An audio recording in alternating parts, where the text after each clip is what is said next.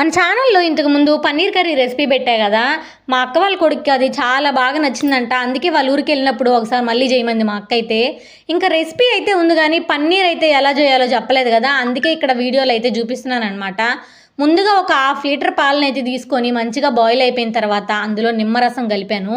నేను చేసిన తప్పు ఏంటంటే నా దగ్గర పండు నిమ్మకాయలు లేవు, ఇలా పచ్చి నిమ్మకాయలే ఉన్నాయి. పులుపు అనేది సరిగ్గా అదే ఆ రసం అనేది సరిగ్గా రావట్లేదు. అందుకే కొంచెం టైం పట్టింది, చాలా ఎక్కువ నిమ్మకాయలు కలపాల్సి వచ్చింది. ఆ తర్వాతే ఈ పాలు అనేవి ఇలా విరిగాయి అనమాట. ఒక 3-4 నిమ్మకాయలు అయితే కలిపి ఉంటాను నేను. అప్పటికి చాలా కష్టపడ్డాను, జ్యూస్ అనేది అస్సలు రాలేదనమాట. ఇలా వచ్చిన దాన్ని ఒక వైట్ క్లాత్లోకి కానీ లేకపోతే ఏదన్నా టీ స్టైనర్ లాంటివి ఉంటాయి చూసారా, కొన్ని పెద్దవి, అలాంటి వాటిలోకి కానీ మొత్తం తేరబెట్టేసుకోవాలి. ఆ తేరబెట్టుకున్న దాన్ని ఒక్కోసారి వాటర్లో వాష్ చేసేసుకుంటే పైన వాటర్ పోస్తే సరిపోతుంది.